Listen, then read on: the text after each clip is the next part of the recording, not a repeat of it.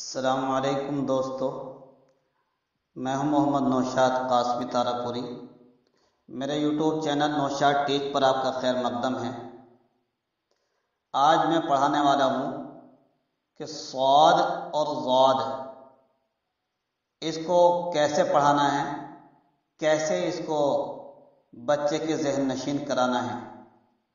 پیارے بچوں، کل آپ نے سین اور شین پڑھا تھا، کیا آپ سبق یاد کر کے لائے ہیں؟ چلیے ماشاءاللہ، بہت اچھی بات ہے۔ چلیے سبق سنانا شروع کیجئے۔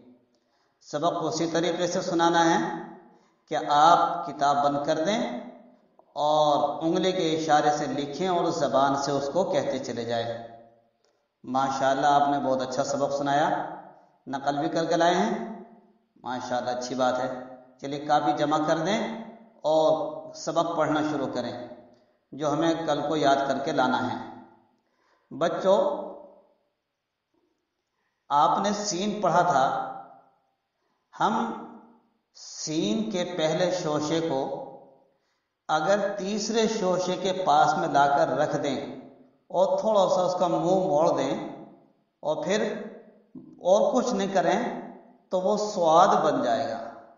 یہ ایک ایسا حرف بنے گا جس کا ہم نام رکھیں گے سواد۔ دیکھیے، بس سین کا جو شوشہ ہے، بیچ کا شوشہ ختم کر کر اس کو لا کر یہاں رکھ دیا گیا ہے، اس کی جڑ میں ملا دیا، تیسرے شوشے کی جڑ میں، یہ بن گیا سواد۔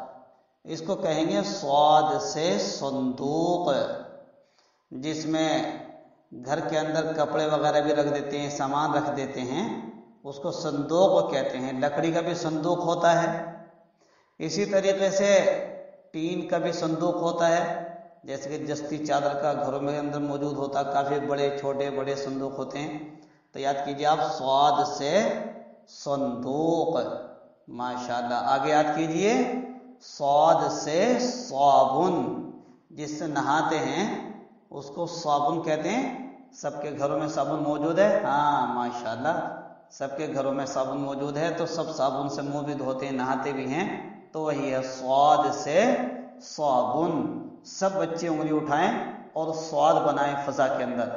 ہاں ٹھیک، بہت اچھی بات ہے۔ کہیے پھر دوبارہ، سواد سے صندوق، سواد سے صابن۔ بچوں، اگر ہم اس سواد کے اوپر ایک نقطہ رکھ دیں تو یہ کیا بنے گا؟ اس کا نام رکھیں گے ہم ضاد۔ ضاد نکلتا ہے، جیب کو بائیں ڈاڑھ کی جڑ میں لگا دو، جیب کو اپنی بائیں ڈاڑھ کی جڑ میں لگا دو تو ضاد نکل کر آ جائے گا۔ اس کو کہیں گے ضاد۔ کہیے ضاد سے ضریح، ضاد را یا ضریح، ضریح کہتے ہیں قبر کو۔ یہ بڑا عجیب و غریب الفاظ آیا ہے، کیونکہ ضاد سے ہمیں کوئی تصویر والا لفظ نہیں مل گیا تھا، اس لیے ہم نے یہ لفظ استعمال کیا۔ تو کہیے ضاد سے ضریح، ضریح کہتے ہیں قبر کو۔ قبر جو کھدتی ہے وہ دو طرح کی ہوتی ہے، ایک تو اوپر سے کھلتی جس میں تعویذ بنایا جاتا ہے، اور ایک سائڈ سے۔ جو سائڈ سے کھلتی ہے اس کو کہتے ہیں لحد، بغلی قبر۔ تو ضریح کے معنی وہ قبر ہوتی ہے جو اوپر سے کھلی ہوئی ہوتی ہے۔ تو کہیے ضاد سے ضریح یعنی قبر۔ آپ قبر یاد نہ کریں گے، بس صرف ضریح یاد کریں گے۔ ایک لفظ اور یاد کیجیے، ضاد سے ضیافت، ضیافت، ضاد سے ضیافت۔ ضیافت، مہمان آتے ہیں ان کے سامنے کھانا بھی رکھ دیتے ہیں، فروٹس رکھ دیتے ہیں، ناشتہ کرا دیتے ہیں۔ جب بھی مہمان آتے ہیں ان کی ضیافت کی جاتی ہے، اس لیے اس کو ضیافت کہیں گے۔ ویسے الفاظ اور بھی آتے ہیں، ضوء کے معنی روشنی، ضیاء کے معنی روشنی۔ ہم ضیافت کا لفظ جان بوجھ کر لائے ہیں، اس لیے ہم تمہیں ضیافت کا لفظ یاد کرا رہے ہیں تاکہ تمہیں مہمان نوازی کی عادت پڑے۔ جب بھی تمہارے گھر مہمان آئے، گھر کے اندر جو کچھ بھی ہو، چھوٹا موٹا پانی، لسی، اس کی اس سے ضیافت کرنی چاہیے، مہمان نوازی کرنی چاہیے۔ تو کہیے ضاد سے ضیافت۔ ہاں تو بچوں، آج آپ نے دو لفظ پڑھے ہیں، صاد اور ضاد۔